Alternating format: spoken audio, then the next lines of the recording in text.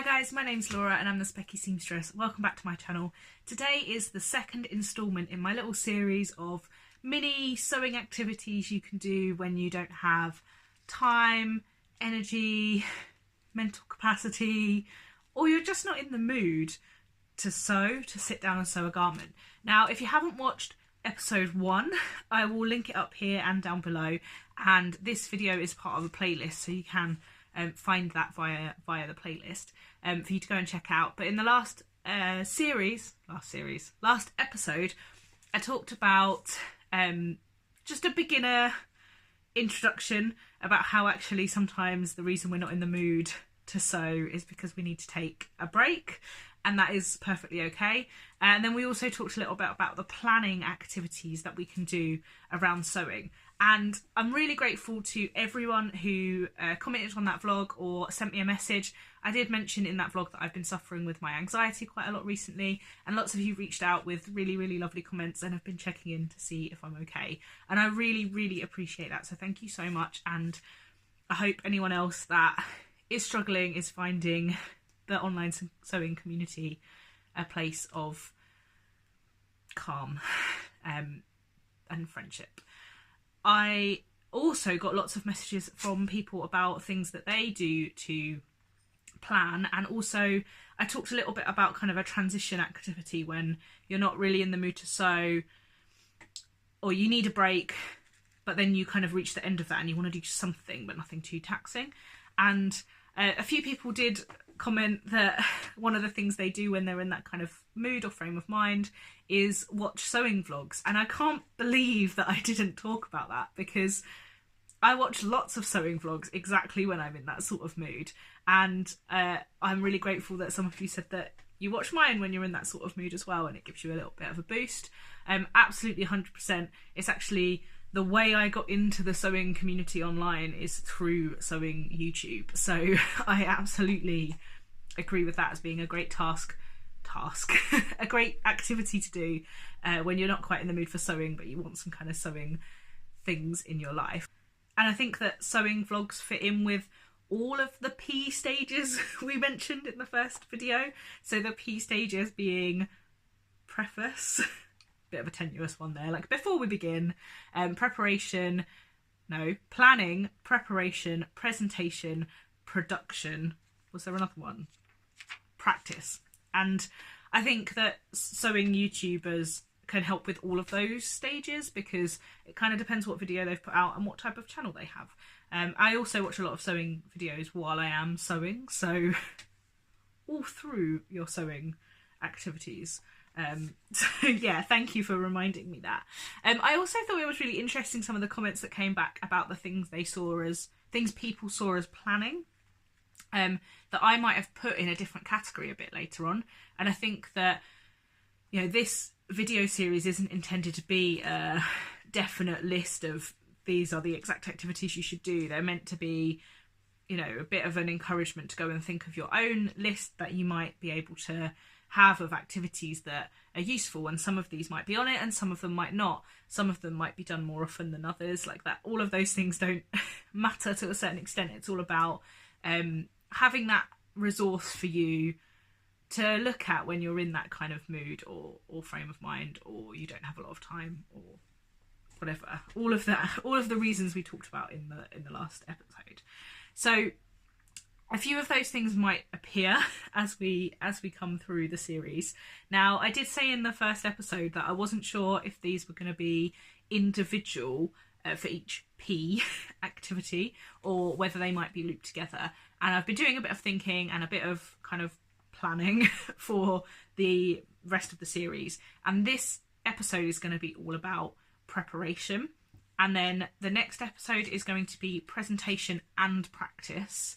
And then the last episode will be produce. So let's talk about preparation tasks. Now, I love prepping stuff. It's why I've got so many works in progress on the go, which in itself can be a cause for distress sometimes, but it helps me feel like I'm getting going again and feel like I'm getting ready. Now, one of the main reasons I think that preparation kind of deserved its own little talk was actually that, for me, when I'm in that kind of mood, one of the main things that stops me from wanting to sit down and make a garment is the fact that I haven't got things ready to go. So actually I like to try and do those activities kind of in bulk a little bit, so that I know that when I'm actually in the mood to sew, I can sit down and sew because I've got everything ready. And kind of what do I mean by getting everything ready? Well, there's a few things. For me, my major planning activity, prepping activity, I'm going to get this right by the end of the series. And my major prepping activity is tracing. And that also includes printing out PDF patterns and sticking them together. Now, the reason that I love doing this is because once I've done it, I know that I can then go and straight away cut out my fabric, and I don't have that kind of blocker to a pattern. And the reason it's so great for when you're in that kind of slightly mood, for want of a better word, or a word at all, in fact, is that I can do it while I'm watching something. So watching a sewing vlog, or watching some trashy TV, which is actually more commonly what I trace in front of, or listening to music, or having a chat with my husband. I quite often trace and cut out pattern pieces in a different place to where I actually sew, and I quite often just follow wherever my husband is. So I'll go and sit with Nick up in the games room if he is gaming, or watching TV up there, or I'll take it up to the bedroom, or I'll take it down to the living room, and then I can sit and chat with him while I'm doing that task, particularly sticking together PDF patterns. Now, I am a big fan of sending PDF patterns to print, but it's not always practical or logical. If it's not a very big pattern and there aren't that many pieces of paper to stick together, it doesn't make any sense to spend money on it for me when I could stick it together at home. So I do have patterns that I have to stick together, and that can be a blocker for me mentally for wanting to actually get going. So that's what I'll quite often do, and I'll do it, you know, when Nick's preparing dinner, or just after we've eaten dinner, when we're just kind of sitting and chilling out. And it's actually a really nice activity to do for that time. And I just love then being able to fold all of those pattern pieces up, put them in my pattern storage, and just have them ready so that I can just pick them up and go. So I've been doing a lot of tracing recently because I haven't really been in the mood for garment sewing, which is why there aren't that many makes videos coming up right now, because I've had lots of new patterns that I want to sew, and I've got a couple of pattern tests that I'm doing, and I've also got the Sew My Style jacket that I am kind of preparing for at the minute. And I think that for me it just makes my mind feel at rest that I've now got all of that tracing, sticking, cutting out of the way. I've decided what size I'm going to make, I've done the grading or anything that I need, and I can just crack on when the mood takes me. So tracing for me is a big one, but there's lots of other preparation activities, and I sort of talked about printing and sticking together PDFs, but actually one of the things that I did recently was sit down, go through all the patterns that I had bought, that I had on PDF that I didn't want to stick together, that were lots of pages, and just put them all in an email to the lady that I'd send to print on A0, and just send them. Now that might seem like such a small task, but I felt so good after doing it, because there were patterns that had lingered in my pattern, I was going to say directory, but that's way more organised than it actually is.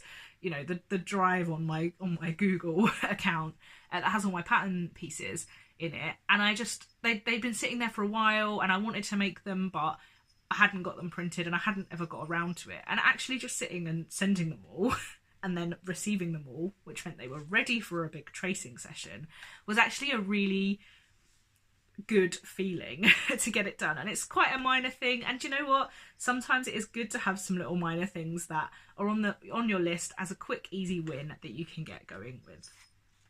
But there's also some other bits and pieces you can do that aren't just about PDFs or pattern paper.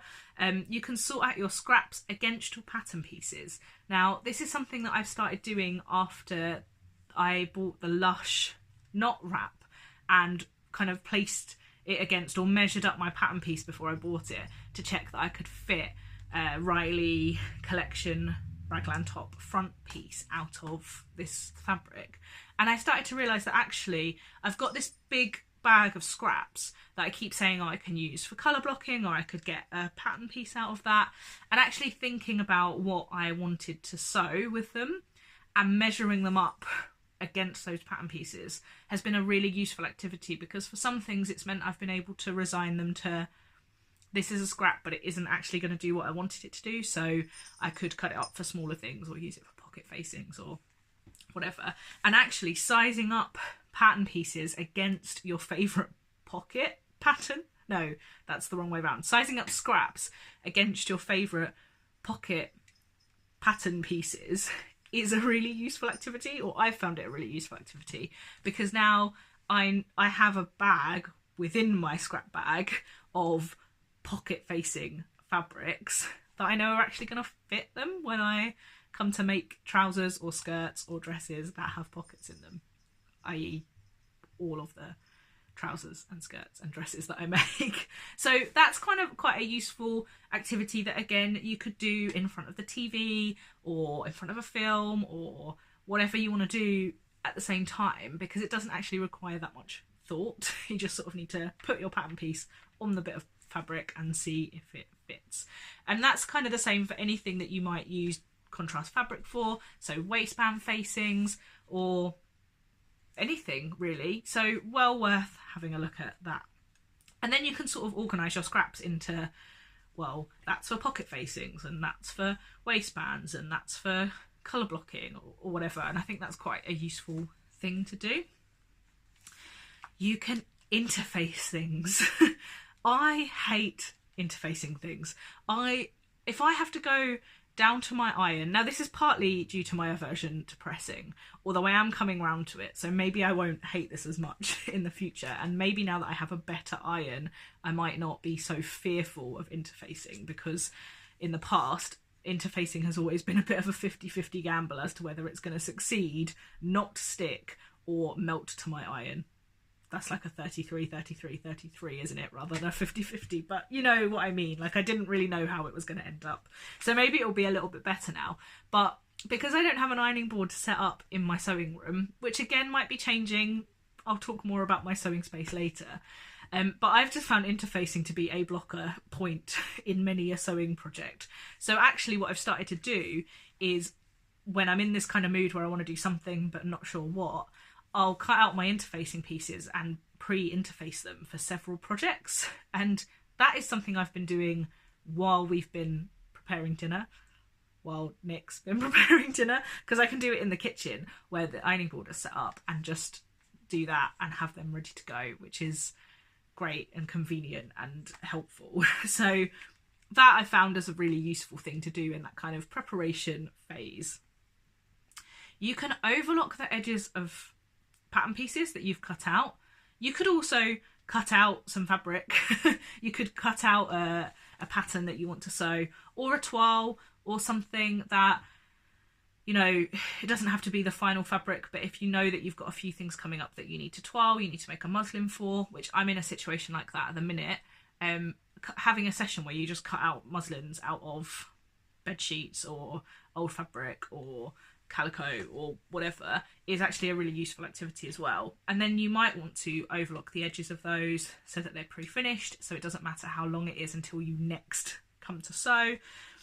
Or just wash fabrics.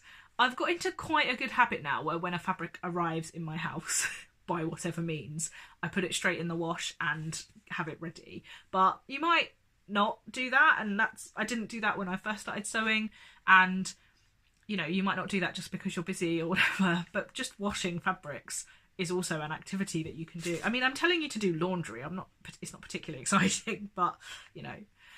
Also something I've done a little bit is iron fabrics that I know I'm going to cut soon, because if they've been in storage and they're a bit creased, I can iron them all, put them downstairs ready to be cut, so that's something, again, that I don't have to do. Basically, the preparation phase is all about reducing the number of activities or barriers to actually producing a garment when you're in the mood to produce a garment, particularly if when you're in the mood / have the time to produce a garment is limited by whatever factor, that is just going to make your life so much easier when you come down to actually sew. Now, the last thing I've got on my list, but I would love to hear what you guys have kind of thought of as prep activities, is pin stuff / attach pockets or bias binding. Again, an activity that does often stop my garment production is attaching pockets to things or attaching bias binding to things. And I think it's just one of those kind of, it doesn't actually move the garment construction on a lot. So sometimes I get a bit frustrated at that point. Particularly I'm in a mood where I really want to make something and kind of wear it. So actually pre-attaching pockets to things that need them has been quite good for me, because then I know that I can just straight away attach like the top to the bottom or the legs together or something. Has been a really useful activity for me. And I will often have a pile of things that I need to attach bias bindings to, that I can do that in a chunk. And again, that's a case of going and sitting with a cup of tea and pinning all of the bias binding on 3 or 4 different things and then going up and sewing them. I find that works better for me often than doing it at the stage of construction than that I actually need to. Well, I mean, it's not out of sync in terms of the stages, but just, you know, when I'm at my machine wanting to make garments, I want to make garments. I know that I'm not making any sense, but I just find that doing those things sometimes when I'm not quite in the mood for something else is a useful and practical way of getting garments finished. So they're the things that I've written down under my preparation heading in my little notebook, and I am looking forward to talking to you about the next P's, which are present and practice. But I would really love to hear what you think of those activities, whether you do them in bulk or whether you do them throughout your sewing process, and I hope that this has been interesting and useful to you. Thank you so much for watching, guys, and until next time, bye!